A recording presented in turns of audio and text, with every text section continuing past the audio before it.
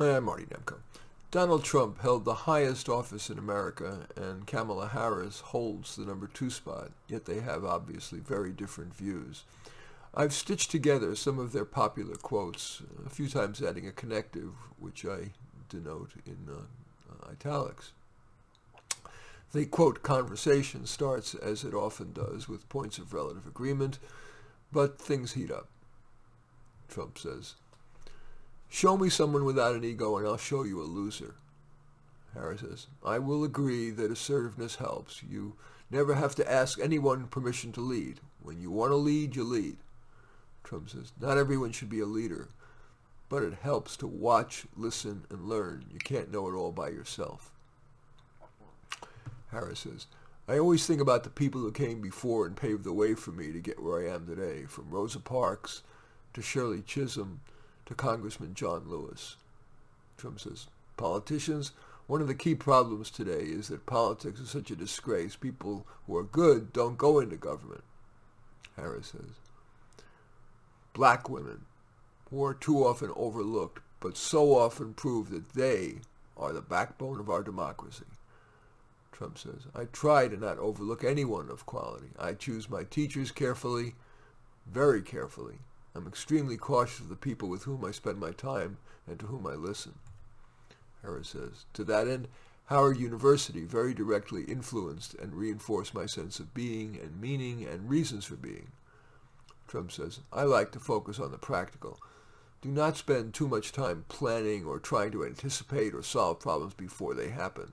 That's just another excuse for procrastination. Get into action and solve the problems as they arise." Harris says, "I agree on the need for action.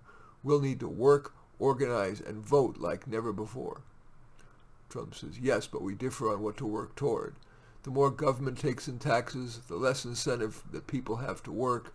What coal miner or assembly line worker jumps at the offer of overtime when he knows that Uncle Sam is going to take 60% of more of his extra pay? If you reduce tax rates and allow people to spend or save more of what they earn, they'll be more industrious. The result, more prosperity for all and more revenue for government." Harris says, "I focus on taking down predators of the poor.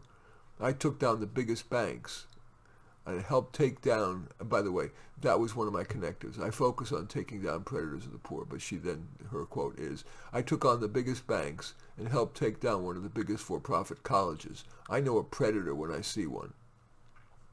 Trump adds, and this is again my connective, "So do I. Look what's going," is what he does say actually. "Look at what's going on with your gasoline prices. They're going up to $5, $6, $7, and we don't have anyone in Washington that calls OPEC and says, 'Fellas, it's time. It's over. You're not going to do it anymore.'"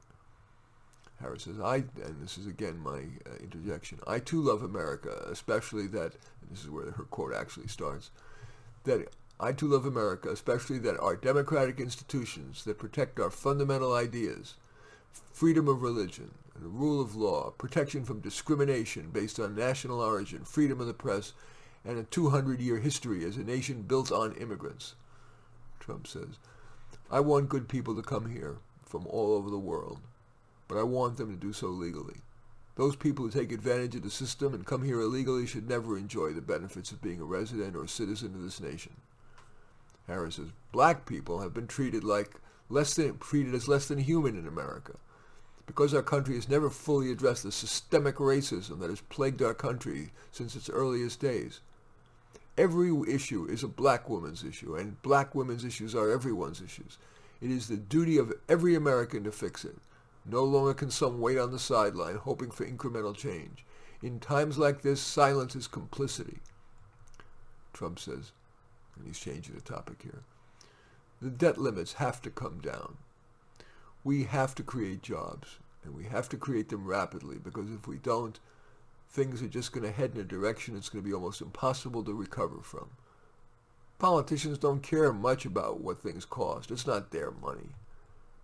Harris says, and my connector is, "Let's end by lightening things up a bit. Talk about music and art." And she says, "I think I have every piece of music that Bob Marley ever made." Trump said, "On art, a lot of modern art is a con. The most successful painters are often better salesmen and promoters than they are artists." Harris says, and this I've made up. Harris says, look who's talking about being a con artist. Trump says, I will admit that a little more moderation would be good. Of course, my life hasn't exactly been one of moderation. I can, the connector phrase I added, I can't feel good that, and he did say this, every time I walk down the street, people are screaming, you're fired. In any event, I do thank you for watching. I'm Marty Nemko. I welcome your thumbs up and accept your thumbs down. I always look forward to your comments, and especially like it if you hit the share button below. Share on your social media so that my efforts can have broader impact. And I am flattered if you choose to subscribe to my channel, which usually consists of my self-help advice, around career, money, relationships, the meaning of life. But occasionally I intersperse my piano playing or this little series in which I'm quote interviewing. I'm having this stitch together these conversations between two interesting people. For example, Beethoven and Picasso, Barack Obama and Margaret Thatcher, Eleanor Roosevelt and Arthur Schopenhauer, Sigmund Freud and Bertrand Russell. In any event, I do thank you for watching. I'm Marty Nemko.